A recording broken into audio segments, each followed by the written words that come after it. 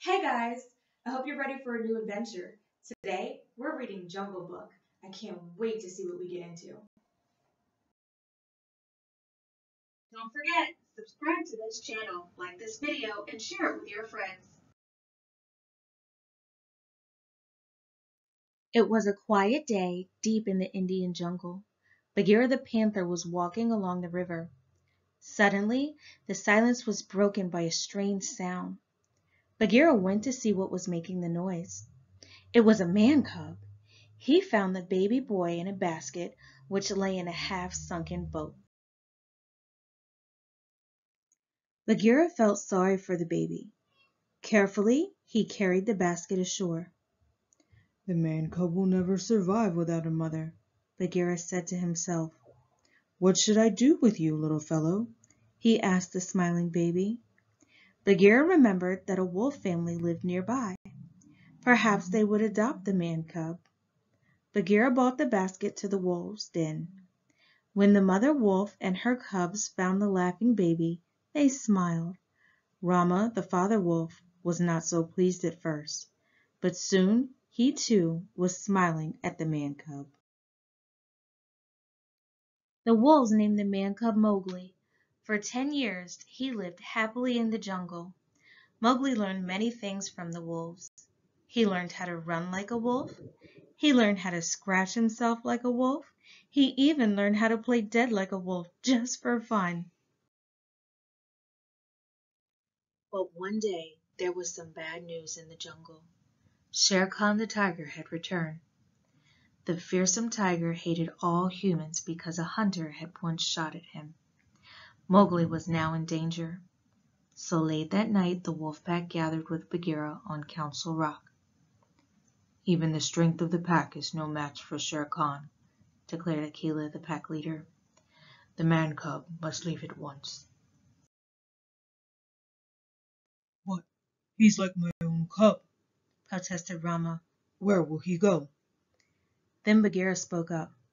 Perhaps I can help. I know of the man village where Mowgli will be safe. I will take him there. It was agreed that Bagheera and Mowgli should leave the next morning, but taking Mowgli to the man village would not be easy. "This is my home," protested Mowgli as Bagheera tried to pry him from a tree. "I don't want to leave the jungle." Reluctantly, Mowgli began the journey to the man village with Bagheera. Night began to fall. When they came to a big tree, Bagheera decided they would go spend the night there. Go to sleep, he told Mowgli as they settled themselves on a large branch. But they were not alone. Kaa the snake was hiding in the tree, and he thought Mowgli would make a tasty treat. "Yes, man cub," Kaa whispered as he slithered down the tree. "Go to sleep." Mowgli woke up and saw Kaa. "Go away! Leave me alone," he said to the snake. But Kaa just smiled an evil smile and said, "Do not be afraid, man cub. Trust me. Go to sleep." Kaa stared at Mowgli. Mowgli stared back, but he began to feel dizzy. He was under Kaa's spell. Kaa wrapped his long tail around Mowgli. Bagheera woke up just in time. "What are you doing, Kaa?" he shouted. Bagheera slapped Kaa with his paw before the snake could hurt Mowgli. Kaa fell to the ground with a thud. "You have made a serious mistake, Bagheera," said Kaa as he slithered off. Back up on the branch, Bagheera said, You see, Mowgli, the jungle is too dangerous for you. You will be safer in the man village. "But I want to live in the jungle. I can take care of myself," cried Mowgli. No, said Bagheera kindly. You belong in the man village. We will go there in the morning. But Mowgli did not want to live in the man village. So early the next morning, before Bagheera was awake, he ran away. "I don't need anyone," Mowgli said to himself. but after a while he felt very lonely. Then Mowgli heard somebody singing. Dooby dooby doo, dooby dooby dee, sang Baloo, a big friendly bear. Baloo noticed Mowgli was by himself. Well, hello there, little britches. Baloo said to him with a smile. They quickly became friends. Will you teach me how to be a bear? Mowgli asked. Sure.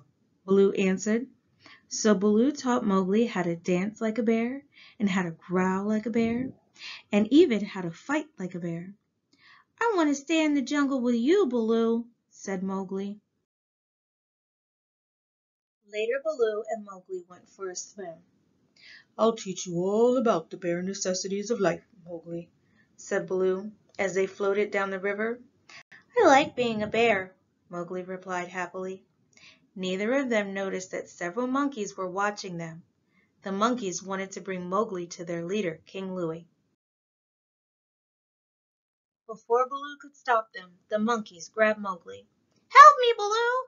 cried Mowgli. But the monkeys swiftly swung him around in the treetops.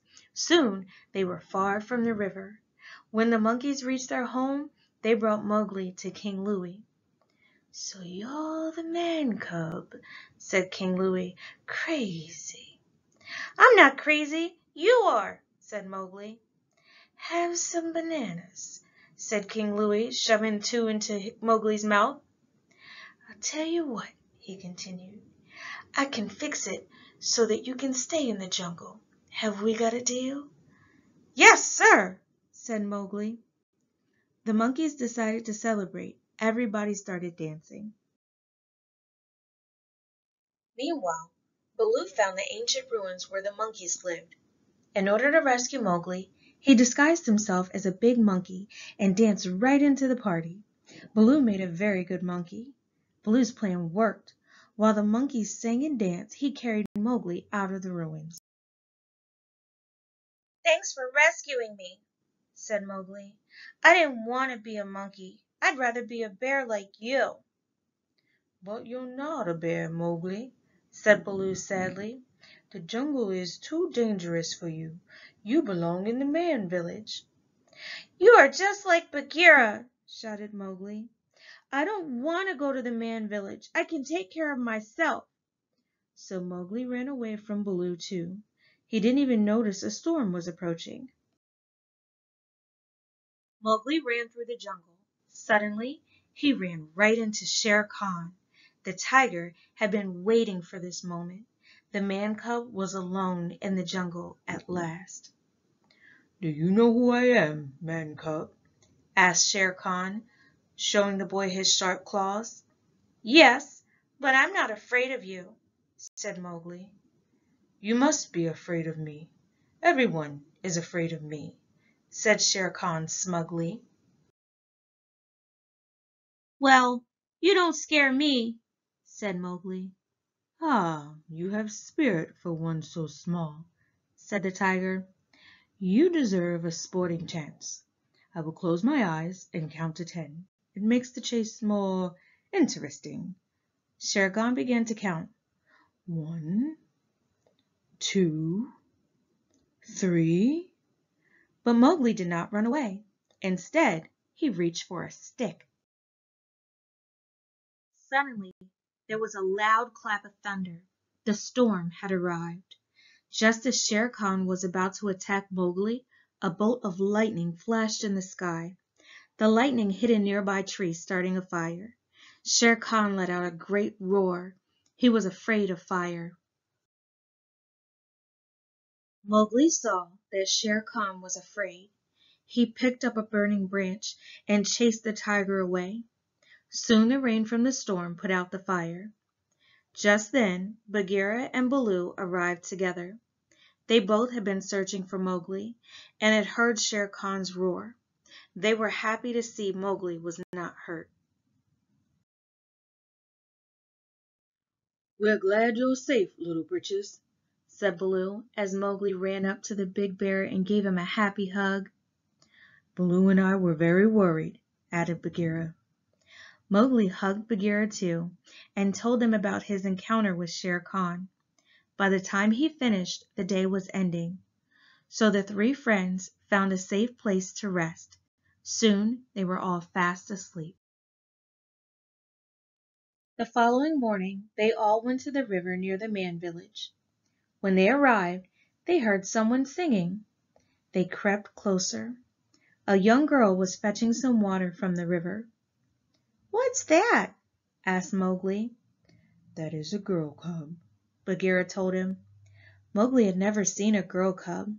He decided to take a closer look. As he approached her, he made a little noise. She turned and saw him. She smiled at Mowgli and dropped her jug of water. She did that on purpose. Baloo said, as he and Bagheera watched from behind the bushes. Quite right, my friend, said the wise panther with a smile. Mowgli quickly picked up the jug the young girl had dropped and refilled it with water. Then he followed her. Maybe he would like the man village after all. As Mowgli was about to enter the village, he smiled at his friends and waved goodbye. Well, Baloo, said Bagheera, Mowgli will live in the man village from now on. We will miss him, but he is where he belongs. Yes, agreed Baloo, but I still think he would have made one swell bear. I sure am glad he made it out of there safely. Don't forget to check for more adventures like these at your local or school library.